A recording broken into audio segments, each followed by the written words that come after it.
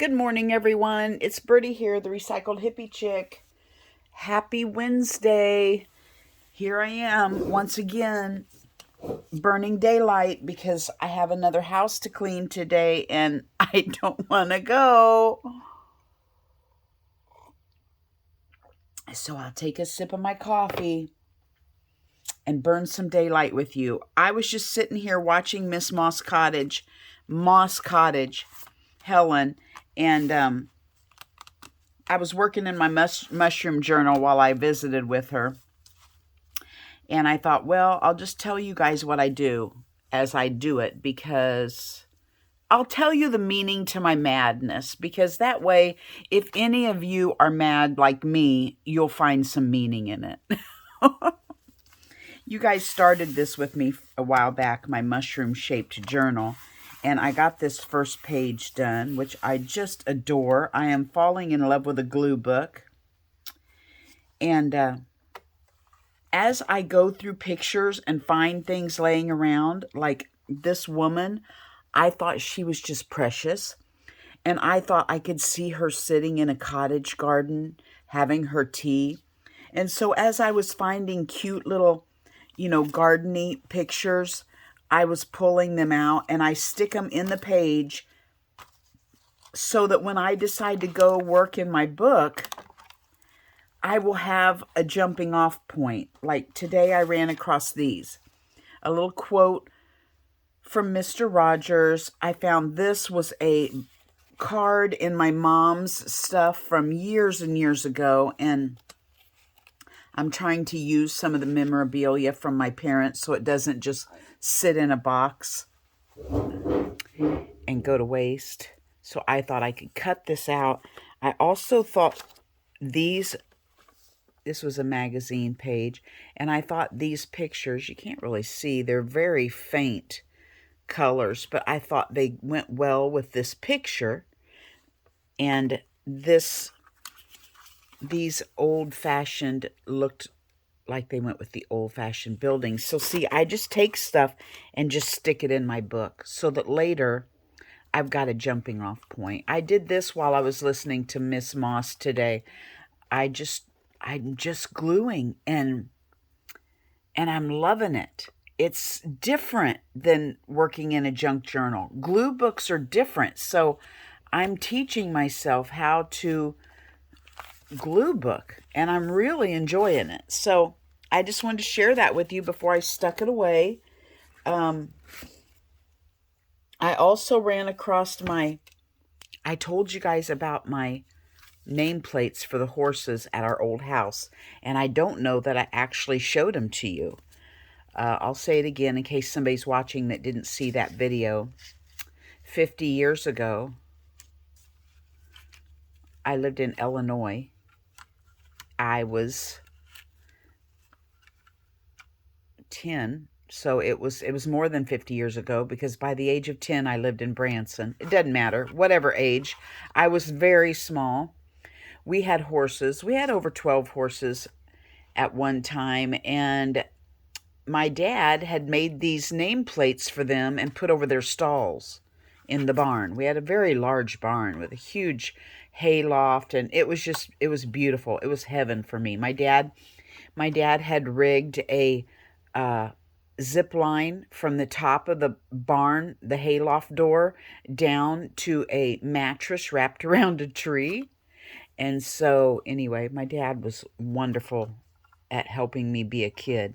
But anyway, my cousin messaged me not too long ago and said the old farm has sold again. And Tom went down, my cousin, to introduce himself, or for whatever reason, he had gone down there. And the guy said, oh, I know this barn very well, because my uncle lived there. He said, well, look, he said, those are the horses' names above the stalls. And the man said, well, do you want them? I mean, they mean nothing to me. And Tom said, yeah. And he took them down. There were only 4 left. There used to be many, many more names. So through the years, they've gotten ripped off or fell off or whatever, because this plastic, look, it still has the fly poo on it. I haven't even washed them off yet.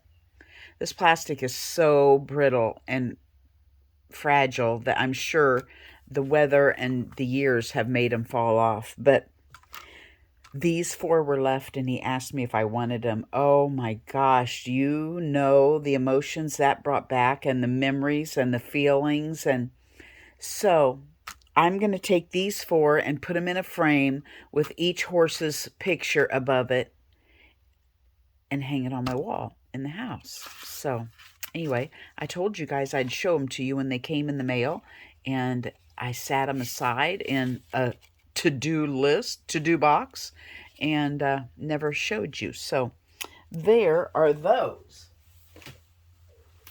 Now, yesterday, while I was uploading my video, I decided I wanted to do a caravan journal with Christina on Christina's Shack.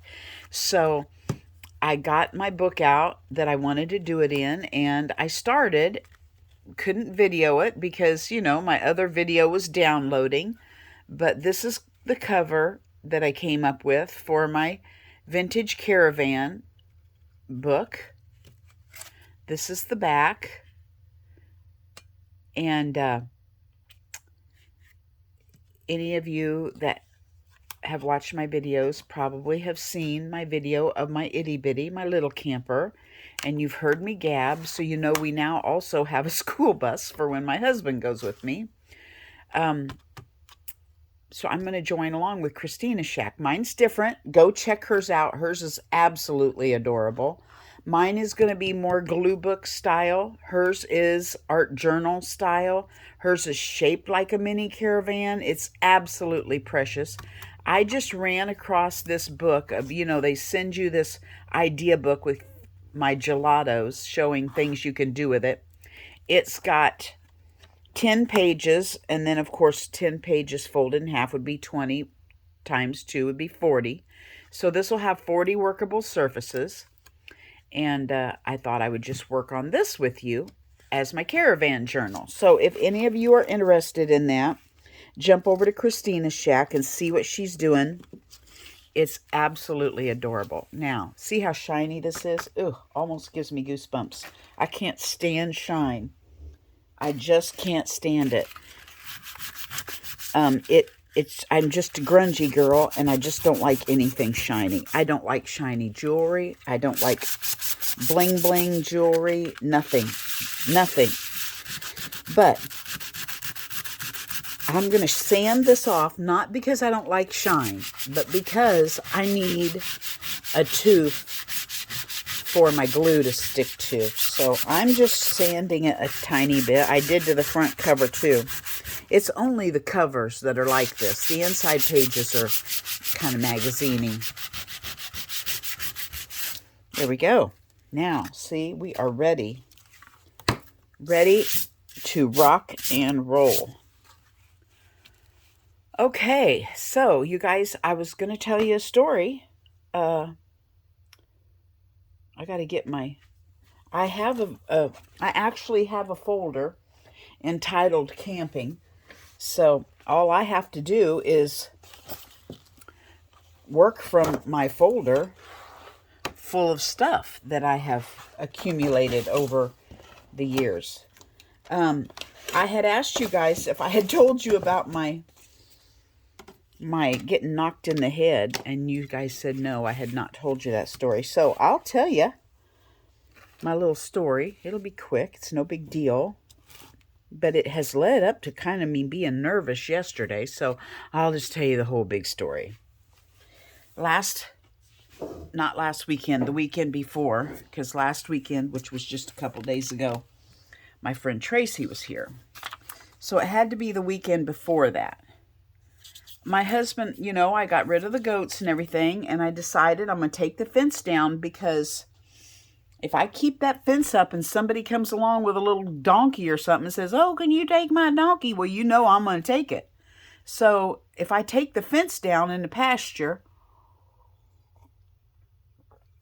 that'll say, "Oh, you have to buy new fencing if you want to take another animal," and I'm not going to do that. So to deter me from gathering more animals, I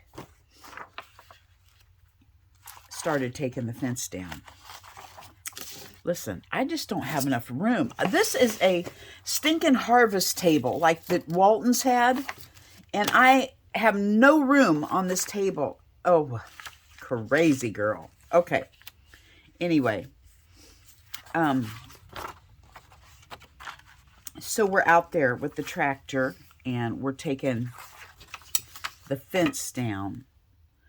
I had already gone through and taken the fencing off, and all that was left was the T-posts. Y'all know what a T-post is, right?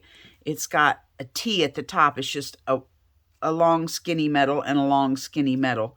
And then you slam it down into the ground. It has like a arrow at the bottom that goes in the ground, and it helps it stay. I'm sure that was clear as mud to you. Anyway, I did not pull out the T-posts. So I asked husband, would you help me pull out the T-posts with the tractor? Because sometimes you can wiggle them back and forth and pull them out yourself. But we have been in a 2-year drought here, and they were not coming up.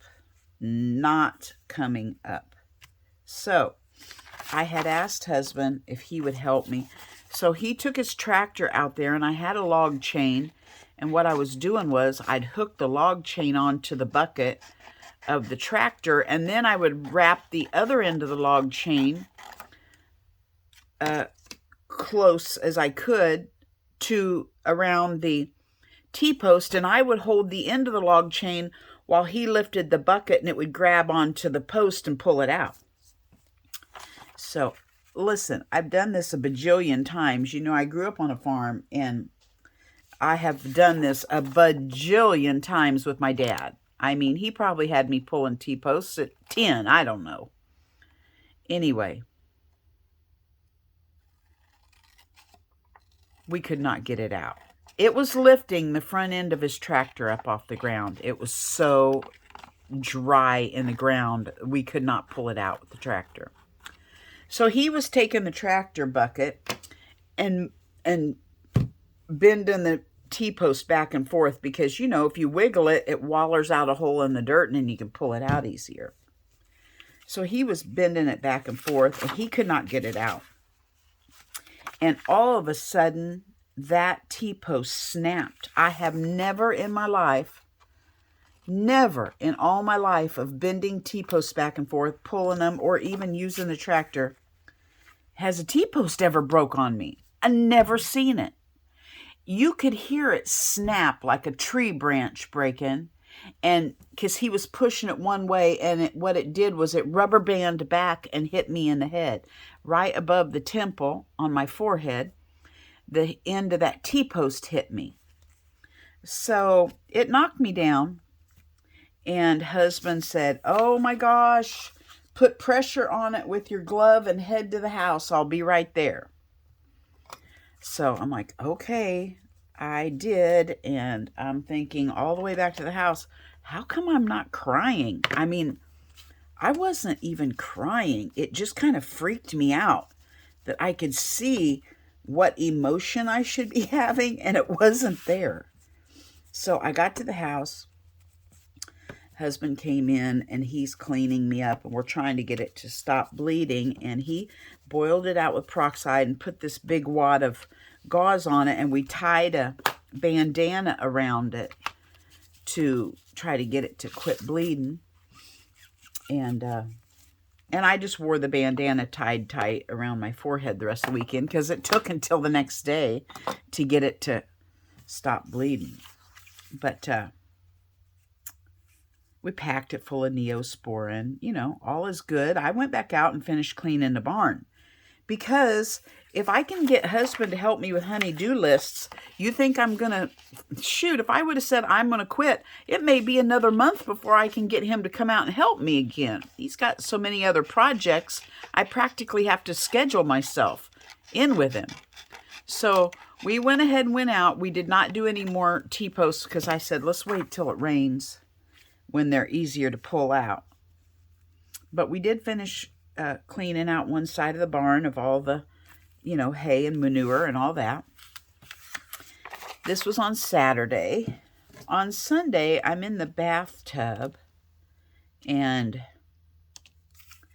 I'm noticing when I washed my hair that I had a line going like from my eye back through my head that was hot when I, like, not to feel hot, but when I rubbed my hand across it, it felt hot. I felt like there was heat in there. And my hair hurt. Have you ever had a ponytail in or a hat on all day or whatever, and you take it off and your hair kind of hurts? I know that sounds strange, but my hair hurt. So I thought, oh dear, I wonder if I could have cracked my skull. Because, I mean, it knocked me down. And it lifted the front end of the tractor off the ground. So it was a lot of force. It was just a puncture hole, but it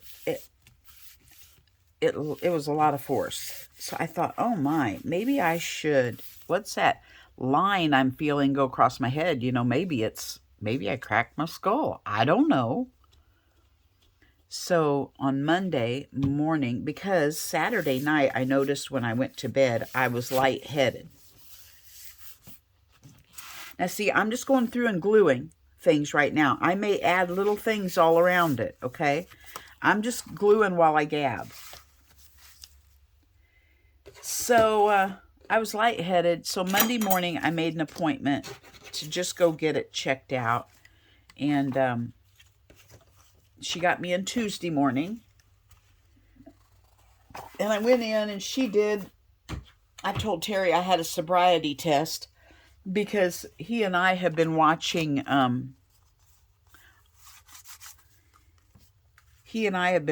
these cop shows where the people run from the cops, and they pull them over and they do sobriety tests. So I knew what it looked like, the sobriety test thing. And I told Terry, I feel like she gave me a sobriety test, because that's what she did. She had me stand on one foot, touch my finger to my nose, squeeze her hand, all this good jazz. So she said I flunked, that I showed signs of concussion, slight concussion. So she wanted to send me over to the hospital for a CT scan. So I went over and had a CT scan done. And then, you have to wait 2 or 3 days for that to get back. So my CT scan came back okay, but she said she did want me to take it easy because I did show signs of slight concussion. Okay, whatever. So, that was my excitement with my head banging, but I've been lightheaded every single day since. So then yesterday comes along and I'm cleaning one of my ladies' house. I have 2 houses I clean. And when I start cleaning, I feel like any of you people that go to the chiropractor, I'm a regular chiropractor visitor. And in the middle of my back, around my bra strap, I was feeling like I needed an adjustment. I was like, man, I'm sore. I need to go to the chiropractor.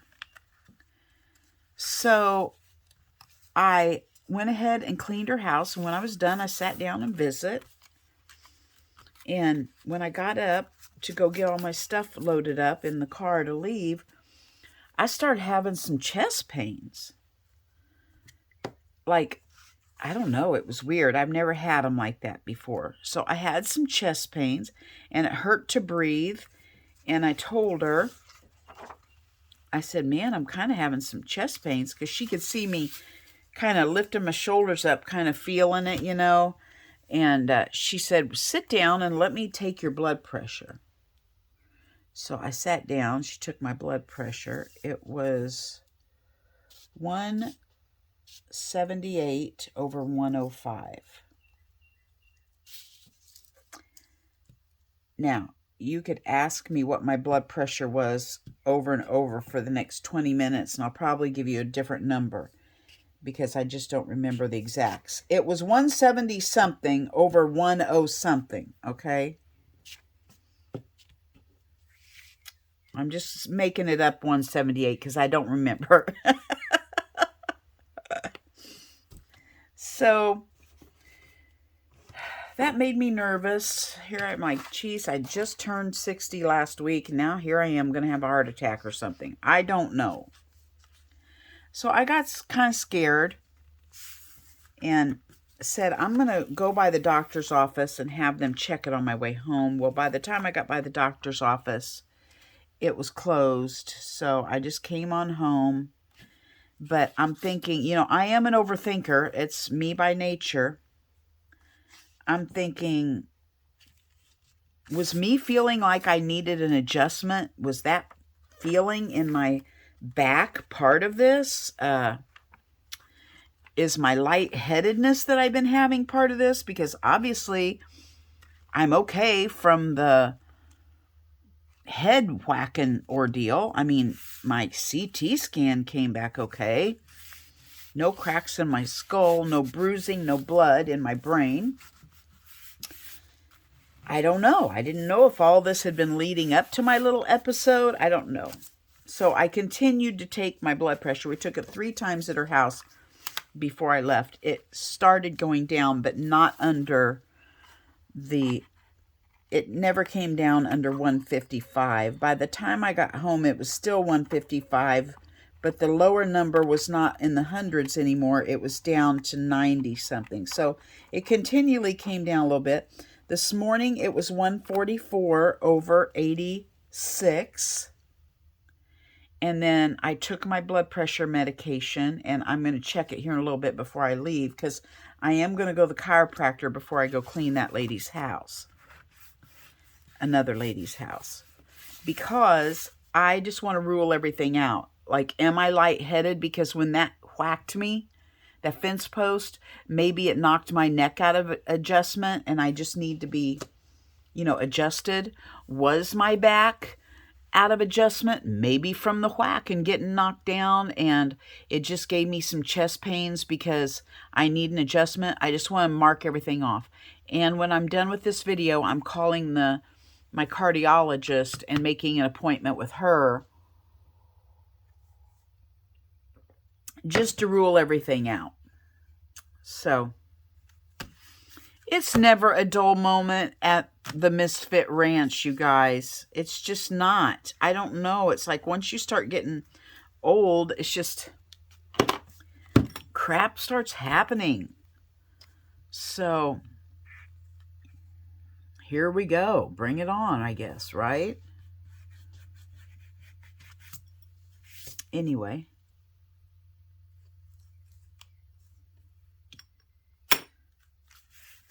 I'm just starting to put little backgrounds in. See, then I'll add something else to it.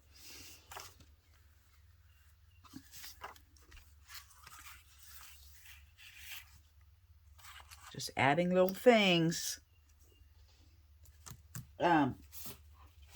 Miss Moss,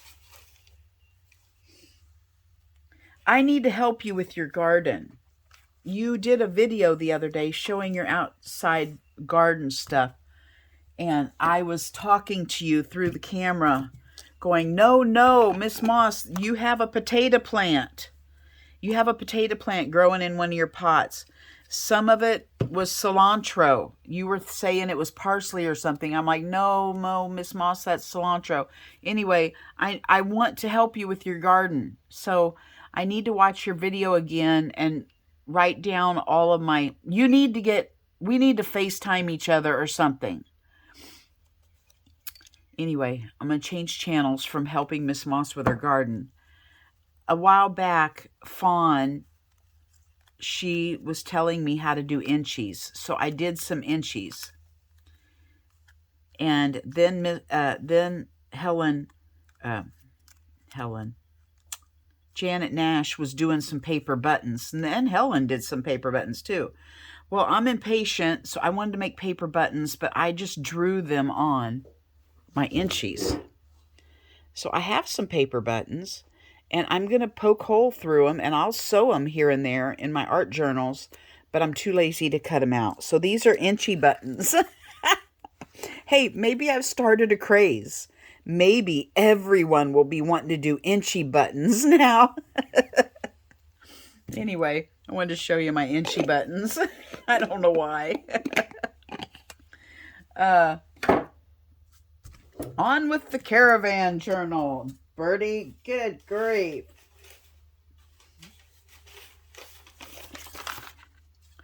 Good grief.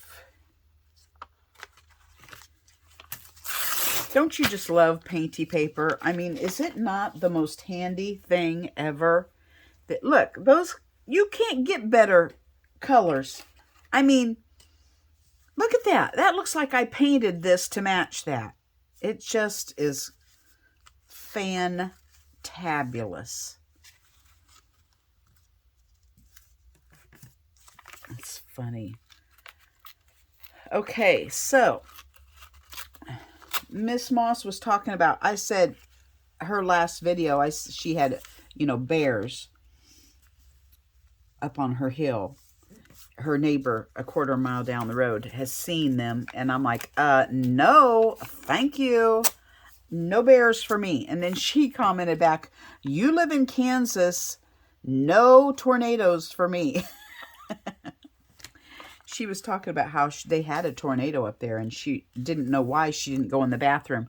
I wanted to tell you something, Helen. The bathroom is the place to go, and if you have a basement, get under the stairs. Because when I went through the Andover tornado in 96, was it 96? No, it was 93 or 94. It doesn't matter what year.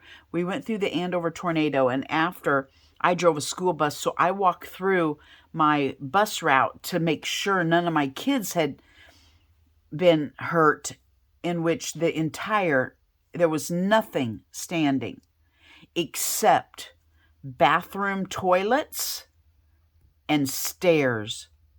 There was a stair going upstairs. It was still standing, some of them, and the whole floor had been removed from a basement, and the stairs going downstairs were still there.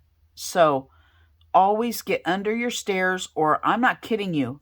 You make sure your toilets are clean, because, girlfriend, you hug that toilet, it ain't going nowhere. So those are two not very safe, but, safer places to get in a tornado.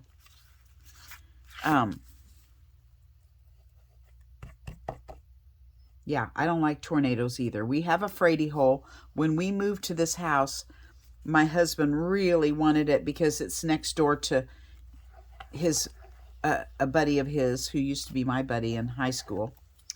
I call him husband number 2 if you ever hear me talk about that. He really wanted to live next to Brian. And hi, Brian. Sometimes he watches my video. Hi, husband number 2. I said, I won't move there unless there's a Frady hole, because it had no basement. It's a modular home. It's I'm the queen of my double wide trailer. So we had a Frady hole put in, and it's outside. Like Miss Moss said, she used to live in an old house where you had to go outside to get down into the cellar. That's the way our Frady hole is. It's an individual outside of the house, and you have to go out there during pouring down rain to get in the Frady hole. And let me tell you, I'm hauling guinea pigs down there, and cats and dogs and everything else I've got in the house. I'm hauling. They're scared, wondering why I'm freaking out. I'm dragging them down in the Frady hole through the storms and the rain.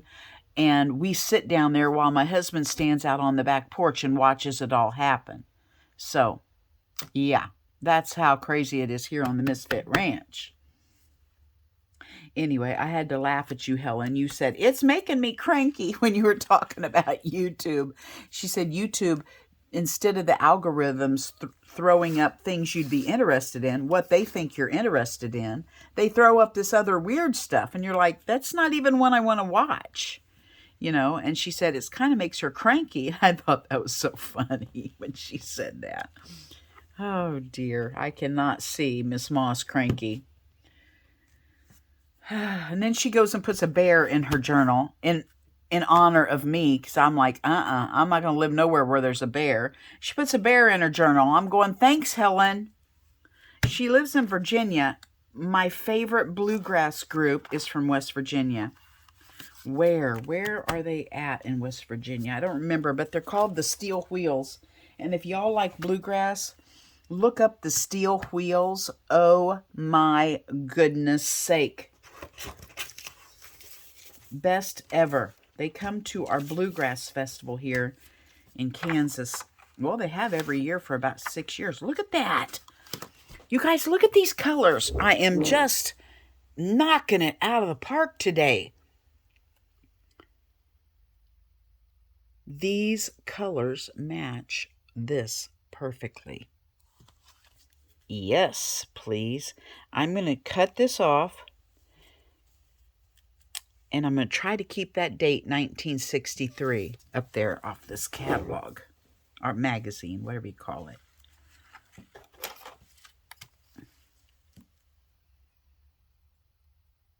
There we go. I really got to go. I can't do this very long. How long have I been on here? I've been gabbing 30 minutes. Okay, I'm going to go ahead and finish gluing this on here. I'll finish the background on this page because I've got to get to the chiropractor before I go clean that house. And I don't know, I probably shouldn't even be cleaning today, but I just hate to call and cancel. You know, you got a dirty house, you're expecting your maid to show up, and then she can't, and how much longer do you have to go with a dirty house? So I am going to go after my adjustment and get her cleaned, because I didn't want to stop everything and go, first of all, to go into a minor emergency or emergency room. You know, it takes sometimes 5 hours to get seen. And then for them to come back and tell me I had indigestion or something, you know, I don't know. I just don't want to. And then you have to spend all your insurance money for them to tell you that. I just didn't want to. So. But the overthinker that I am, I have also had, I don't know if I told you guys about this a while back. It's probably been a year. I had some crystals bust loose in my ear. You know, your crystals go through that snail thing, and sometimes they get out of whack in the snail thing, and it throws you off equilibrium. And sometimes when you lay down at night or get up or whatever, you get real dizzy. Well, I had that happen, and they had to do a maneuver on me where they get the crystals back where they need to be.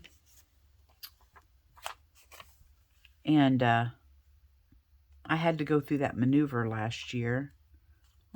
I think I'm just going to, I don't know if I'm going to use that or not. So this lightheadedness that I've been feeling reminds me of when I had my crystals. When my husband said, when I had my, what did he say? Something about rocks in your head. I had a loose screw. I don't remember what he said, but he was teasing me about it. But it reminded me of that feeling when my screw was loose. And